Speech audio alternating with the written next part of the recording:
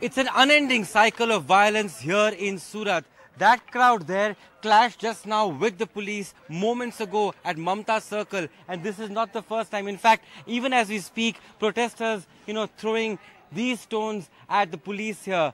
Just some time back, the same scenes took place at another place on Varacha Road where the police had to fire tear gas. In fact, protesters here have, burnt all these cables which belong to the telephone exchange here, and they have destroyed a large amount of public property going into several crores, not just in Surat but even in Ahmedabad and other parts of the city.